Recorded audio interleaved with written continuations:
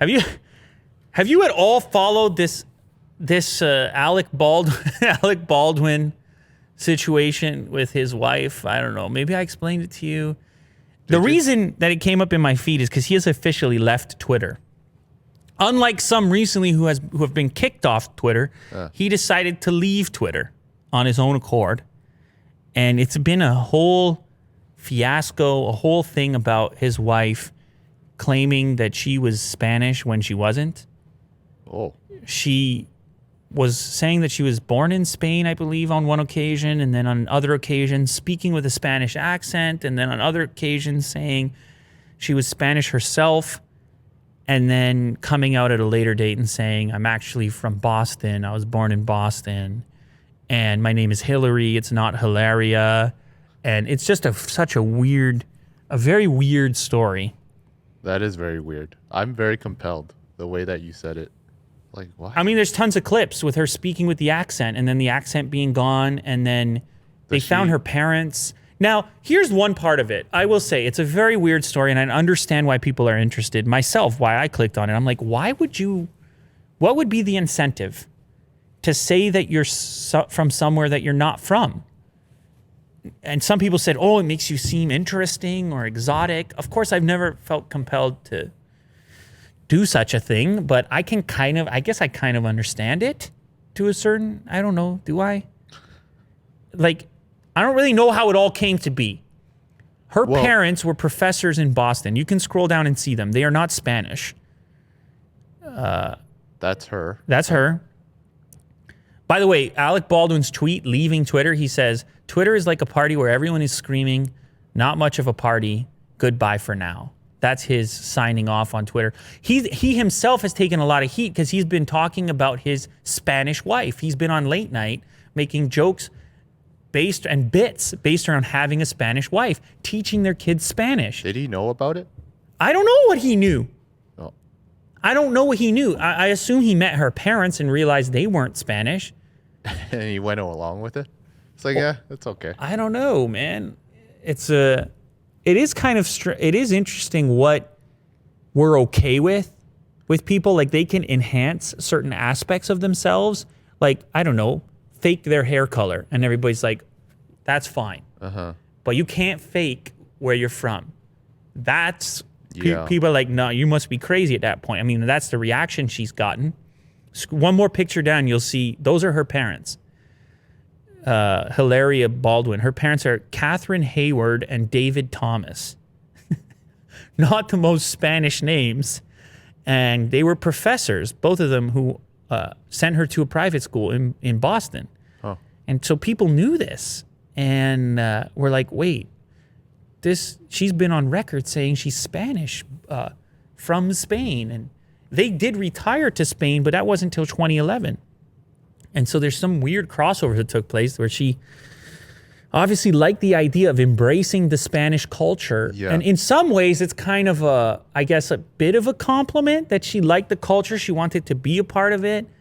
But in some ways, other ways, people are offended saying, hey, you can't do something like that. But anyway, it's caused enough of a thing where he's off social media. She did an apology video. Their family seems to be impacted and affected by it. She has tried to sort of apologize or at least address it, but it's super weird. The internet is super weird. I think there may be, I don't know.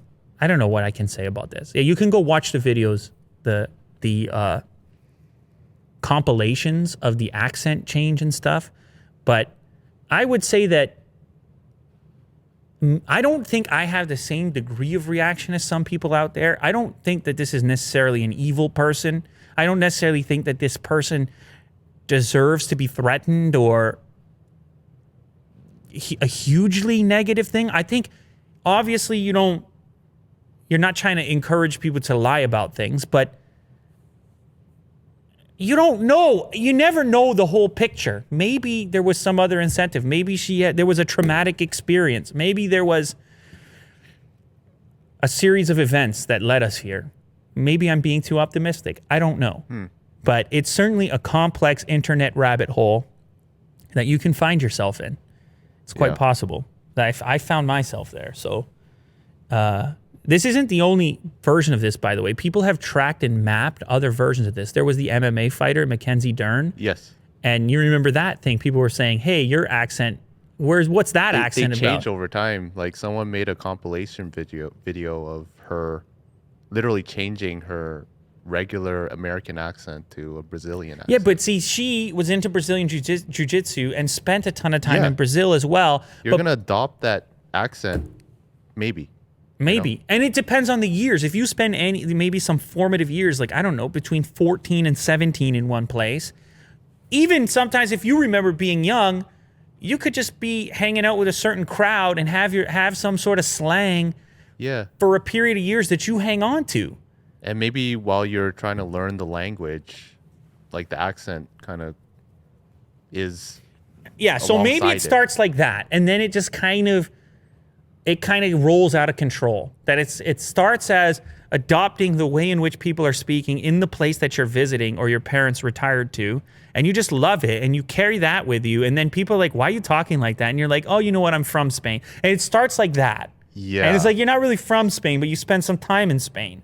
And then no one called you out at that time, and then it just keeps going because you have to like build this other stuff around it, and it just gets out of control. And maybe it even gets out of control for you. Anyway, does it sound like I'm making I don't know what I'm doing. I'm just trying to. Sometimes people are just really rough, you know. And people like to dig into.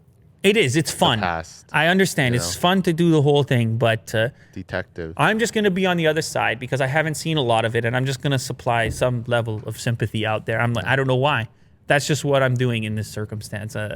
I suppose I could be ignorant in this scenario, but I just think, you know what it was like? It was the same thing with the guy.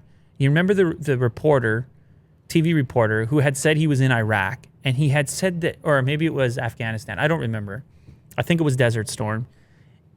And he had this incredible story of having been bombed. And he came back and he told the story over and over again. I don't remember what his name was. He was fired actually for these comments. What was his name? You're looking for it right now. I don't remember his name. Oh, right. What was it? He had been telling this story on television and in interviews about Brian Williams. It was Iraq. He was in an incredible story in which the truth, the reality was, he was in an incredible story where another group nearby, people he knew, were actually bombed, but it wasn't him. And somehow, over the years telling the story, it kept inflating a little bit for the purpose of storytelling and entertainment. And I guess this guy is by the way, I'm not suggesting that you do this. This, as you can see from this example, it comes back and kills you or gets you fired eventually. Yeah. But he told this story, embellished this story, even though he already had an amazing story that he could have told. Maybe he justified it in some weird way. Maybe he said to himself, if this story is more vivid, if I'm involved in this story, maybe people will take it more seriously. Mm-hmm.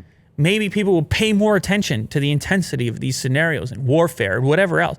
Maybe he found a justification. Maybe these pieces just kind of ended up in these stories and he got a reaction and then the pieces kept. And then maybe even you tell it enough times that you've even convinced yourself that that thing is what happened, because what happens with traumatic events is our memories are slippery and terrible and weird. And we're humans and we're fallible and we suck at times. Yeah. Maybe when he told this story, it helped someone and it kind of influenced them. And then he kind of just rolled with it.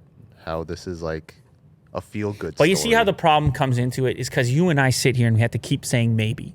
We have to keep going, maybe this is why, maybe that is why. Yeah. People, they don't want to do that. People, they don't want to have the optimism on that side. They want to, it's cutthroat out there, and that's fine. I get that too. And you get to pick and choose who you like to watch and who you like to support and who you don't want to, and that's fine. For me, I don't know. I like to try to see the other side of it whenever possible. Yes. That's all. That's the motivation here. This guy's life was pretty much ruined over this, as far as I can tell. I don't know if he got a job afterwards, but we'll see what happens with the Baldwins in their scenario. Theirs wasn't quite the same. His involved a thing that was truly offensive to some people, soldiers who were there. So dude, the media personality guy who showed up wants to take credit for my story. This dude was not by my side when the thing got hit. Yes. So you can understand their frustration as well. Yeah.